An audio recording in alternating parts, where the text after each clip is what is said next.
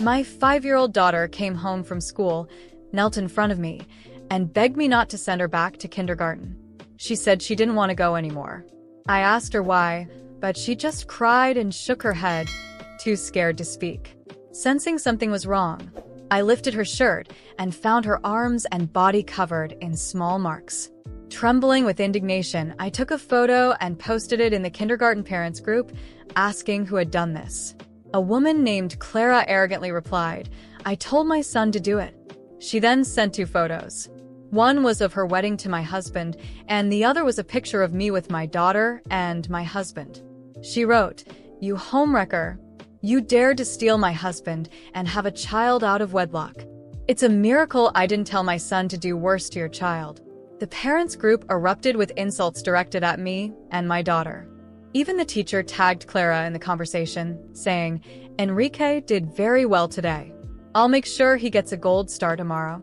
Clara sent a smug emoji and directly challenged me, "If you're upset, come find me." My son and I are still at the kindergarten. On the way there, with my daughter by my side, I sent a message to my company's legal team, "Prepare a divorce agreement as per the prenup. I want Tiago out with nothing. Also, my daughter was assaulted at the kindergarten. Bring a team immediately. I want them to pay for this. How dare Tiago live off me while keeping a mistress and a child on the side?" When I arrived at the kindergarten with my daughter, the first person I saw was Clara, surrounded by other parents from the class. They were praising her. "Clara, you're so discreet. If it weren't for all this, we'd never have known your husband is the CEO of Martin's Group." Another added, "No wonder you have such natural elegance. That's the kind of sophistication that comes with wealth." Someone else said, "We're here to support you. We're proper mothers, and we won't let a homewrecker like that intimidate you." Even the teacher was flattering her. "Clara, tell me Enrique's favorite foods, and we'll adjust the kindergarten menu for him." Clara looked radiant, basking in the compliments. Tiago, who had lived off my support for years, had been given control of a small branch of Martin's group because I thought he needed responsibility. I never imagined this would become Clara's source of pride and admiration. The moment they saw me, the parents, who had been praising Clara moments earlier, immediately frowned and looked at me with disgust, as though I were something filthy. The teacher approached me with a cold expression and said, "Miss Silva, I've been instructed by the principal to inform you that Isabella is expelled, effective immediately." I glared at her and asked coldly, "My daughter was attacked. Instead of seeking justice for her, you're expelling her?"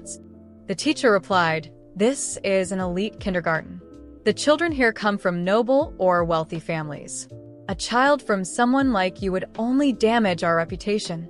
My expression darkened as I warned her, "I suggest you investigate who the real homewrecker is before making accusations." At that moment, Clara stormed over to me and slapped me hard across the face. "How dare someone as despicable as you flaunt yourself in front of me? Did you really think having an illegitimate child would make you take my place as Mrs. Martins?" The slap left me stunned, while the other parents laughed and insulted me. I heard comments like, "You look decent, so why stoop so low as to be a mistress and have a child?" And some people pretend to be innocent, but the moment they see a rich man, they lose all control. Some bystanders started taking photos and videos of me, and even spat at me. Calmly, I removed my $1 million coat and threw it in the trash. Then, I turned to Clara and said, "First, you told your son to hurt my daughter, and now you assault me in public.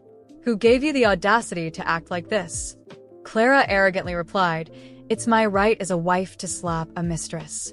Besides, I'm the wife of Martin's Group CEO. Hitting you and your daughter is nothing. I could do far worse, and no one would do anything about it." The other parents chimed in, "If you hadn't been a mistress, Clara wouldn't have hit you. You brought this on yourself. You're just a filthy mistress. Instead of keeping your head down, you're out here provoking us. Getting slapped is the least of what you deserve. Yeah, you've got a taste for being a tramp, huh? Who are you pretending to be the innocent victim for? We're not like those men, blinded by lust." Even the bystanders joined in on the insults. Each insult was more vicious than the last. This only emboldened Clara further. She glared at my car behind me, her eyes blazing with anger. "You filthy woman. Spending my husband's money like it's nothing. How dare you drive a Rolls-Royce? A cheap mistress like you doesn't deserve this car. I hate mistresses more than anything. Every mistress on earth should die." As she spoke, she pulled out a key and scratched large letters across my car's surface. "Mistresses must die." I glanced at the glaring words and said coldly, "You'll soon realize how ironic those words are." Hearing this, Clara flew into a rage. "You filthy woman. Living off my husband's money and acting all high and mighty. Today, I'll make sure you pay back every penny you've taken from him." She picked up a brick from the sidewalk and started smashing my car with all her strength. She didn't spare anything. The windows, headlights, and the hood, everything was attacked. Seeing this, the other parents were energized. They picked up whatever they could find and joined in on the rampage, smashing my car with enthusiasm. After breaking the windows, they climbed inside, slashing at the seats and tearing apart the interior. The once pristine luxury car was quickly reduced to a heap of scrap metal. At that moment, one of the women broke open the trunk and gasped, "Look, there's a bunch of expensive stuff hidden in here." Clara approached casually, pulling out a painting and sneering. "A woman who makes her living selling herself is collecting art, trying to act all cultured. It's an insult for trash like you to own something like this. Someone like you only deserves trash." With that, she tore the painting to shreds right in front of me. After ripping it apart, she threw it to the ground and stomped on it. One of the bystanders, who seemed knowledgeable about art, took a closer look and exclaimed, "This looks like an authentic piece by James. I heard it starts at 300 million at auctions," Clara proudly said. "So, what if it's worth 300 million? It's all my husband's money anyway. My husband's money is my money. If I want to destroy my own stuff, what's the problem?" Her words left me speechless with anger. Let's not even mention that Tiago was a penniless live-in husband. Even when I let him manage Martin Group, he lost nearly half of the company's value due to his incompetence. If he were my husband, I would have fired him long ago. But Clara and these other parents actually see him as some impressive CEO. Every single one of them looks up to him with admiration. Led by Clara, the other parents followed suit, tearing up my paintings. They all started ripping and smashing the collectibles I had in my trunk. I had bought these items at a high price from an auction today. Before I could even place them anywhere, they were destroyed. Watching these out-of-control lunatics, I calmly pulled out my phone. "Why aren't you here yet? I want you in front of me within 5 minutes." Before I even got a response, one of the parents snatched my phone and smashed it to the ground. "Trying to call for help? Where do you get the nerve? Are you pretending to be someone important, huh? She's probably calling one of her clients to put on a show for us." Ha ha ha. The parents laughed even louder, openly mocking me. I stared at my shattered phone on the ground and said coldly, "I hope you'll still be laughing this hard in a few minutes." Then I turned to the teacher and asked, "You knew my daughter was being bullied at school, didn't you?" The teacher glared at me with disdain and replied, "So what if I did? A bastard daughter of a worthless mistress is nothing but trash. Enrique was just taking out the trash. What's the issue?" I stood there, unmoving, watching the chaos around me. My car, which until minutes ago was a symbol of my hard work and success, was now in ruins. The trail of hatred, the laughter, and the looks of contempt hit me like a constant blow to the chest. Clara basked in her perceived victory, while the other parents acted like a frenzied mob, feeding off their mutual disdain for me. I didn't yell, beg, or cry. I remained calm, though inside, a storm of fury raged. Part of me wanted to retaliate right then and there, to destroy something of theirs, to scream that this entire spectacle was based on lies. But no.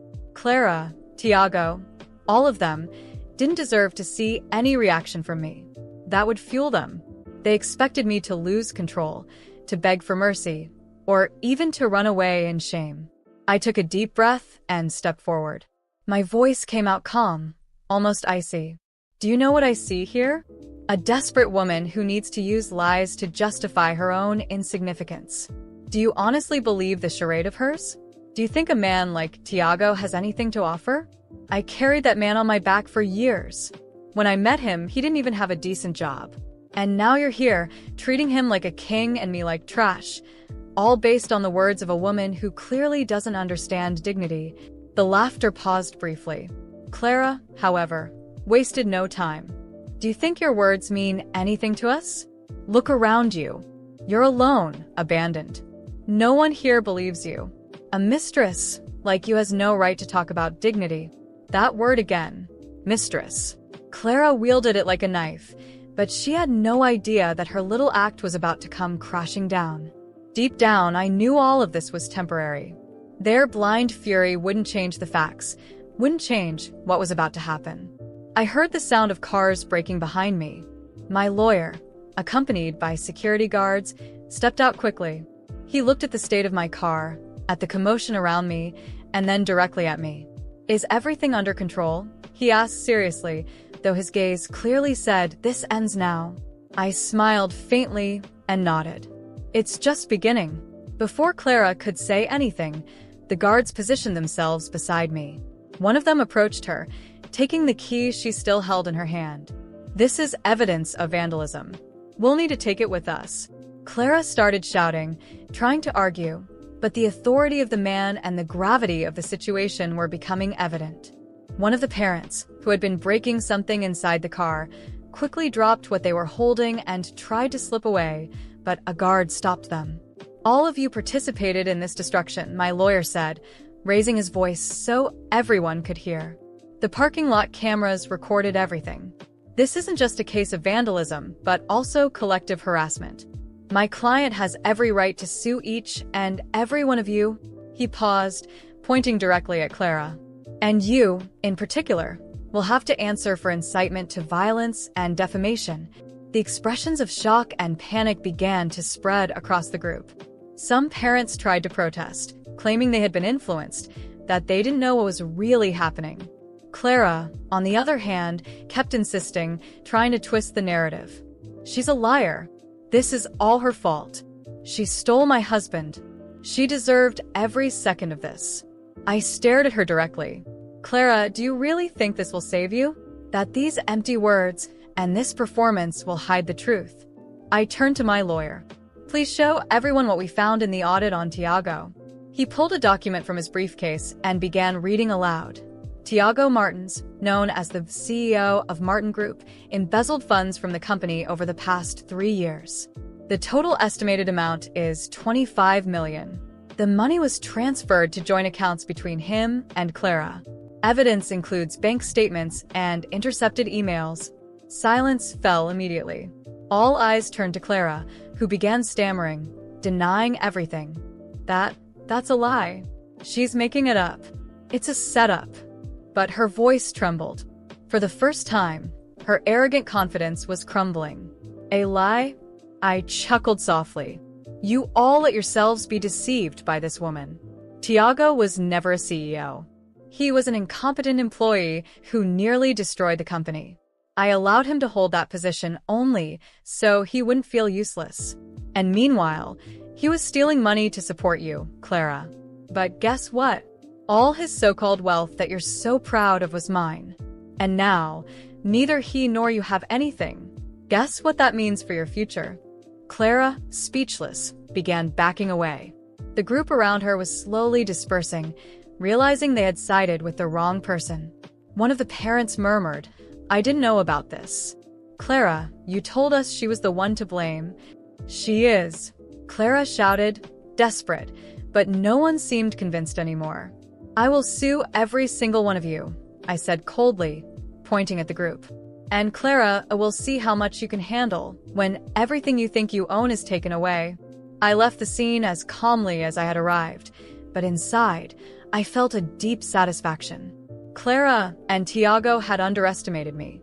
They thought they could destroy me, but in the end, it would be them facing the consequences of their choices. And this was just the first battle I had won. Everything I did in the days that followed was for her, my daughter. That little life, even in the midst of chaos, remained my greatest reason to keep going. Seeing her frightened face as she heard insults hurled at me, as she watched strangers destroy what was ours, was enough to seal my decision. No one would get away with it. My lawyer worked tirelessly, gathering every piece of evidence possible. The parking lot cameras were just the beginning. We obtained messages from Clara in the parents' group inciting hatred against me. On top of that, the financial audit evidence against Tiago was damning. He had embezzled millions from the company into joint accounts with Clara, and the irony was that they used that money to fund their luxurious lifestyle and maintain the appearance of a perfect family. The lawsuits were filed. Clara and Tiago wouldn't just face charges for vandalism and harassment, but also for theft and financial fraud. Clara's involvement was undeniable. She knew about the scheme, encouraged it, and benefited from it. Both their arrogance was replaced with panic when the legal notices arrived. During the trial, they tried to defend themselves. Clara cried, claiming she knew nothing and only trusted her husband. Tiago tried to twist the narrative, alleging that I had orchestrated everything. But the evidence was overwhelming. Emails between the two detailed their embezzlement plans. Bank statements showed direct transfers to Clara's accounts. Even messages of Clara boasting about how no one would ever find out were presented. With each new piece of evidence, their faces grew paler. The most impactful moment was when I took the stand. I looked at the jury, the judge, and then at them and said, "Everything I have done, everything I built, was to provide a better life for my daughter. When Tiago entered my life, I believed we were a team, that he wanted the same. But instead, he betrayed my trust, stole what was mine, and used it to support this woman, Clara, who even dared to attack my daughter. It's not just my assets they destroyed. It's my daughter's safety, trust, and innocence. And that, Your Honor, is unforgivable." The verdict was clear. Both were found guilty. Tiago received a harsh sentence for financial fraud and theft. Clara, an active accomplice in the scheme, was also convicted. When they heard their sentences, Clara broke down, sobbing uncontrollably, screaming that she couldn't go to prison. Tiago remained silent, staring into the void, perhaps finally realizing the gravity of his actions. They lost everything: their freedom, their reputation, and most importantly, any control over my future. When the trial ended, I felt a weight lift off my shoulders. It wasn't joy or vengeance that moved me, but a sense of justice. This wasn't just for me, it was for my daughter. I decided we needed a fresh start. I sold the house, left the city, and moved somewhere where no one knew us, where we could begin anew. I enrolled my daughter in a new school. It was hard at first. She was traumatized, hesitant to trust people. The scars were no longer visible on her body, but in her behavior. For weeks, she struggled to approach other children, staying quiet and observing from a distance. But over time, things began to change. A caring teacher and kind classmates made all the difference. Slowly, she started smiling again. She made friends. One day, she ran home, excited to tell me she had been chosen to represent her class in a school project. I cried tears of relief and joy. My little girl was healing. Today, she's a happy child. She has many friends and never misses school. Every time I drop her off at the gate, I see her classmates run up to greet her, and my heart fills with gratitude. She doesn't talk about what happened in our old city, and I don't bring it up either. The past is buried there while we focus on building a better future. As for me, I restarted my career elsewhere. I've learned to be more cautious, to protect what's mine, and to never let anyone exploit my kindness as a weakness. I know I can't erase everything that happened, but I can ensure my daughter grows up in an environment where she feels safe and loved. Clara and Tiago? They're paying for their actions. Both remain in prison, and I'm sure they blame each other for what happened. But I don't think about them anymore. My revenge was seeing them face the consequences of their choices. My true victory is watching my daughter run, play, and smile without fear. Everything I did was for her, and I'd do it all again if I had to. After all, she is my greatest achievement, my strength, and the reason I will never, ever allow myself to be knocked down again.